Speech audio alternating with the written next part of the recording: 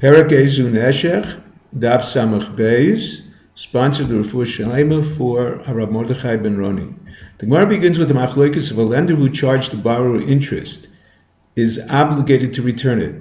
Rabbi Eliezer holds the courts compel him to return ribbis ketzutza, prearranged interest, but not rabbinic interest.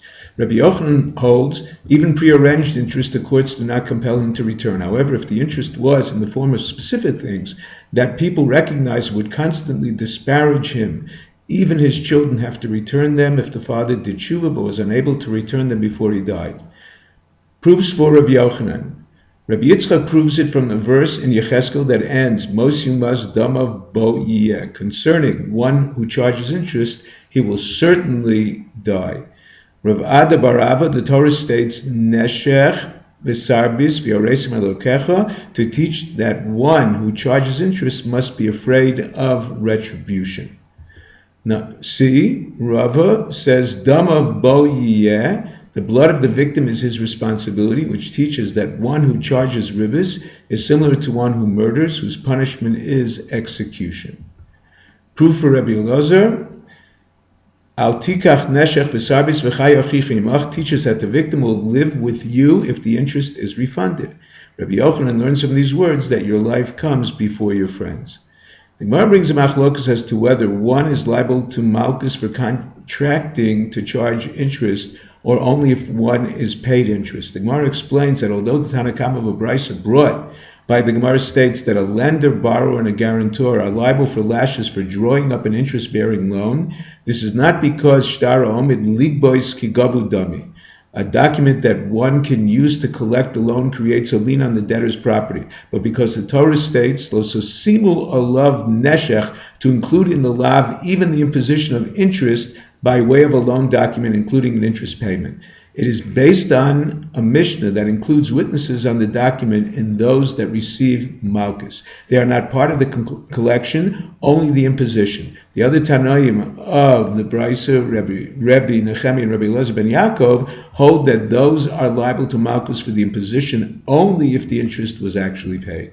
Rav Safra provided a guideline for interest that has to be returned. Any interest that a Gentile court would impose, such as prearranged interest by us, it has to be returned. The Gemara eliminates cases that Rav Safra does not mean. Number one, he did not refer to saw b'saw, bushel for a bushel, because a Gentile court regards it as a deposit to be returned to the lender even if the price increases. It would have risen equally in the possession of the lender, so there is no reason that the lender should lose. However, in our courts, it is not a deposit because the borrower returns different produce than he received. Number two, he did not refer to a property pledged to the lender who benefits from its profits because a Gentile court views it as land sold by the borrower for the loan. The yield is not interest. Repayment of the loan is buying back his property. The Gemara concludes that Rav Safra refers to ribbis ketzutza. The Gentile courts force the borrower to pay, whereas we force the lender to return the interest. The case the Gentile courts would not enforce is where the borrower gave the lender a gift in advance of the loan or after repayment of the loan, so he would lend him again. He did not commit himself as ribbis ketzutza. For us, we would compel the lender to return it because we would not compel the lender to return it because this was not prearranged ribbis. The Gemara's next discussion is concerning the seif of the Mishnah, what we describe as psika al perus. One contracts to buy a certain quantity of produce at a fixed price to be delivered at a later date. The money paid is a kind of a loan. If the price of the produce increases before delivery, it is rabbinic interest because the buyer is getting more than he paid. Number one, if the seller is in possession of the produce at the time of the agreement, such an arrangement is permissible. If the buyer pays later, such an arrangement is permissible. If the price depends on its value at the time of delivery, also such an arrangement is permissible. Our Mishnah discusses a case where the price of the wheat purchased rises and the buyer demands his wheat be delivered so he can exchange it at a higher price for wine. The seller commits himself to deliver wine instead of wheat. There is a machloikas amoraim as to what is the Isur D'Rabbanan of the Mishnah. According to Rabbah, he explains, a fixed price for wine, making it available for purchase and delivery, does not suffice to permit such a transaction. Since the seller is paying his debt to the buyer and does not receive money for the wine, the Chachamim were concerned he may not have the funds to purchase the wine before its price rises. A forward contract accepted in payment of a debt is not an acceptable arrangement. Second interpretation is Abai. He disagrees with this interpretation, with that of Rabbah, because he proves from a brisa that such an arrangement works only if the seller receives cash along with having wine, because then it appears as a sale and not the payment of a debt.